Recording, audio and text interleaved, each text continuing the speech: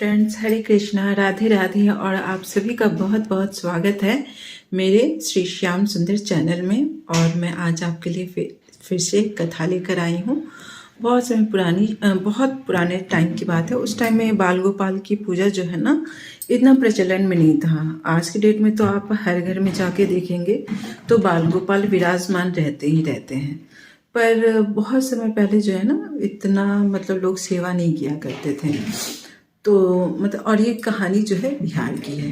तो बिहार में एक मतलब जैसे गरीब बूढ़ी थी। तो वो ना बाल गोपाल की सेवा पूजा किया करती थी। तो लोग मतलब थोड़ा मजाक उड़ाते थे कि भाई ये आप किन की पूजा कर रहे हो, ये वो करते थे।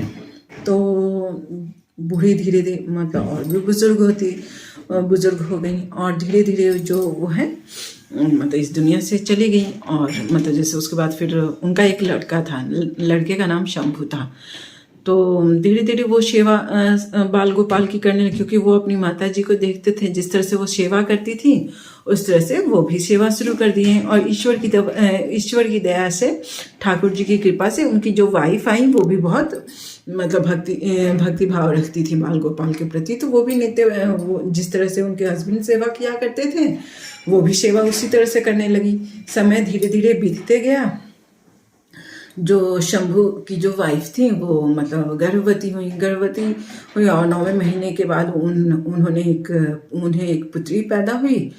और पर वही है कि मतलब जो पुत्री हुई वो जन्मजात अंधी थी। तो लोग और ही मजाक उड़ाना शुरू कर दिए कि देखो देखो तुम लोग इतना पूजा पाठ की मतलब पैदा भी हुई तो मतलब अंधी, ईश्वर ने तुम्हें अंधी बेटी दिया। और देखो मतलब कि ठाकुर इन्हीं का आंख लगा दो, इनकी इतने बड़े बड़े आंख हैं। लोग जिस तरह से बहुत तरह का मजाक उड़ाते थे कि खुद तो इतनी बड़ी आंखें लेके बैठे रहते हैं और तुम्हारी पुत्री को इस तरह से ये कि तो धीरे धीरे मतलब शंभू को भी ऐसा ही लगने लगा कि वाकई मैंने इतना सेवा वगैरह ये किया तो ईश्वर ने दिया भी, ठाकुर जी ने दिया भी, तो मुझे एक अंधी पुत्री दिया। और धीरे धीरे उनका उस जगह से मन जो है पूरा मतलब उच्चाट हो चुका था। वो सोच रहे थे कि मतलब दूसरे गरीब चुके थे ही, तो वो अपना पूरा मतलब सामान वगैरह ये किया, उसमें साथ में उनकी जो वाइफ थी। पर उनकी वाइफ का जो है ना भक्ति भाव कम नहीं हुआ था। वो अपने बाल गोपाल को ली और वो लोग दिल्ली के लिए निकल पड़े। लेकिन सौभाग्यवश या ठाकुर जी की कृपा से वो लोग दिल्ली न जाके मथुरा पहुंच गए।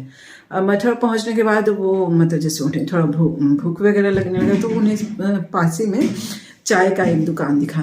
तो वहाँ वो चाय पीने लगा और सब मतलब ईश्वर की दया देखिए। और जो वो दुकान वाला था वो बिहार का ही था। धीरे धीरे वार्तालाप होने लगा। शंभू ने भी अपनी सारी बातें उन्हें बताई। तो उस पे जो चाय वाला था वो मतलब बोला कि तुम ना वृंदावन चले जाओ और वहाँ पे तुम मतलब जैसे मेरे बहुत सारे साथी वगैरह हैं कि वो तुम्हें रिक्शा दे देंगे, तुम वहाँ पे रिक्शा चलाना। तो उस पे शंभू बोलते कि क्यों, जब मतलब जैसे रिक्शा ही चलाना है तो मैं तो यहाँ मथुरा में भी चला सकता हूँ। तो उस पर बोले कि नहीं यहाँ पे थोड़ा दिक्कत होगा, कि वहाँ पे मतलब जैसे ज़्यादा अच्छा है कि तुम वृंदावन चले जाओ, कि वहाँ सवारी वगैरह भी यहाँ से तुमको ज़्यादा अच्छा मिल जाएगा। तो बोले कि ठीक है। तो वो गए और मतलब जैसे उन्होंने एड्रेस वगैरह सब कुछ दे रखा था, तो गए और वो धीरे धीरे मतलब रिक्शा, लेकिन वो बहुत ही मतलब जैसे ईमानदारी इन सब के साथ काम करने लगे और वृंदावन जाते थे। वृंदावन के से जस्ट रिटर्न होते समय मतलब जैसे राधा रमन के लिए उनको रिक्शा मिल जाता था। तो मतलब धीरे और बाई चांस किसी का कुछ छूट गया, मतलब बहुत ईमानदारी से अपनी जीविका चला रहे थे। तो एक बार और मतलब और फिर धीरे धीरे जो है वो मतलब मंदिर में भी जाने लगे। जाहिर है बिहारी जी के पास जाओ और उनके मंदिर में ना जाओ तो ऐसा हो ही नहीं सकता है। धीरे धीरे बिहारी जी अपने पास बुला ही लेते हैं। तो वो बिहारी जी के पास जाते, लेकिन वो बस मतलब जैसे भाव भी बोल के घंटों तक उनको देखते रहते हैं, लेकिन कुछ भी नहीं कहते, कुछ भी नहीं मांगते, ना अपनी बच्ची के लिए ना कुछ, जो भी मतलब जैसे बस उनको निहारते। और उसके बाद फिर राधा रमन से रिटर्न के लिए रिक्शा लेकर मतलब जैसे मतलब रिक्शा लेकर अपना चले आते हैं।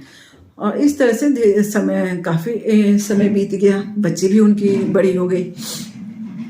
तो एक समय की बात है कि और वो धीरे धीरे फिर राधा रमन भी, और लोग जाहिर है वृंदावन में हैं, कोई राधा रमन से आ रहा है तो हर कोई यही उनका वार्तालाप भी यही होता था कि क्या आज बिहारी जी का श्रृंगार था, कितने प्यारे लग रहे थे ठाकुर जी, किस तरह से शालिग्राम के ये से राधा रानी का प्राकट्य हुआ।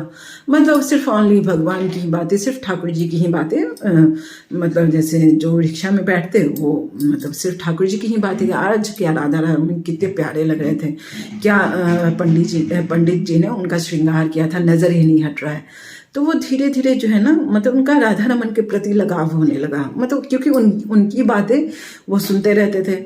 तो मतलब जैसे एक बार वो मतलब जैसे राधा रमन से मतलब जैसे वापस आ रहे थे, तो वहाँ राधा रमन के जो पंडित जी थे वो उनके रिक्शा में बैठे और वो जस्ट उनसे वो वार्तालाप करने लगे और उन्होंने बताया कि मतलब जैसे ऐसी ऐसी बात है कि मतलब उनसे उन्होंने सारी बातें बताई। तो उस पर जो पंडित जी हैं वो उन्होंने कहा कि ठीक है कि मैं ठाकुर जी के पास अर्जी लगाऊंगा कि वो तुम्हारी बिटिया की आँख ठीक कर देंगे, कि मुझे पूरा विश्वास है कि हमारे राधा रमन बिहारी जी ये सब तो मतलब चमत्कारों से भरे पड़े हैं। तो बोले कि ठीक है। फिर मतलब जैसे जब वो घर लौटे तो देखिए कि उनके घर में बहुत भीड़ है। वो मतलब थोड़ा डर गए कि कुछ दुर्घटना घट गई क्या, कुछ हो गया क्या। वो जल्दी से अपने घर के अंदर गए तो देख रहे हैं कि उनकी बिटिया पूरा दौड़ रही है, पूरा चारों तरफ दौड़ रही है सारे। तो वो गए बिटिया के पास, बोले कि क्या हुआ, तुम ऐसे क्यों दौड़ रही हो। और वो बोले कि पिताजी मेरी आंखें वापस आ गई। तो बोले कि अरे ऐसा कैसे हो सकता है कि मतलब जो जन्मजात अंधा है वो अचानक कैसे वो देखने लगेगा। बोले कि तो उस पर वो उनकी बिटिया ने बताया कि मतलब जैसे जब वो बैठी हुई थी तो मतलब एक लड़का आया और जस्ट उनको बोला कि मतलब अपने आँख पे हाथ रखो। तो उन्होंने हाथ रखा, उसके बाद फिर मतलब जब उन्होंने हाथ को उठाया तो उनकी जो है आँखों की ज्योति आ चुकी थी। और लेकिन फिर उसके बाद वो लड़का उनको नहीं दिखा। ये सारी बातें उन्होंने बताई, बातों से अवगत कराया अपने पिता को। तो बहुत भाव विह्वल होके मतलब ठाकुर जी को धन्यवाद, लाखों लाखों धन्यवाद, नतमस्तक हो गए, मतलब पूरा गिड़गिड़ाने लगे उनका नाम लेकर। उसके बाद फिर चलते एकदम दौड़ते हुए जो जहाँ पे उन्होंने छोड़ा था पंडित जी को, वहाँ गया, पूरा जोर जोर से चिल्ला रहे हैं। तो वो निकले और वो कुछ इस तरह से देख रहे हैं कि जैसे उनको पहचान नहीं रहे हैं। तो बोले कि भाई तुम कौन हो। तो बोले कि पंडित जी मैं अभी थोड़ी देर पहले ही तो आपको यहाँ छोड़ के गया हूँ कि आपने ऐसे ऐसे कहा था कि आप ठाकुर जी के पास मेरी बिटिया की आंखों के लिए अर्जी लगाओगे ये वो। बोले कि अरे मैं तो 2 दिन से बीमार पड़ा हूँ कि मैं तो मंदिर में अभी जा ही नहीं रहा हूँ। तो वो कोई और नहीं थे, स्वयं ठाकुर जी ही थे। तो ये हमारे ठाकुर जी की कथा कि वो परीक्षा तो बहुत टाइट लेते हैं, लेकिन वही है कि दया भी वो करते हैं ना। तो वो मतलब जैसे इंसान अपनी झोली भर नहीं पाता है जब उनकी कृपा की बरसात होती है। तो और ये देखिए ये मेरे सारे विग्रह, ये मेरे देखिए मधुसूदन है, ये मेरे माधव है, ये मेरे केशव हैं, ये मेरे श्याम सुंदर, ये है मेरे बिहारी जी। और यहाँ में मैंने संतरा का भोग लगाया है। और आप बताना कि आज की कहानी आपको कैसी लगी। Please like share and subscribe my channel. Hare Krishna.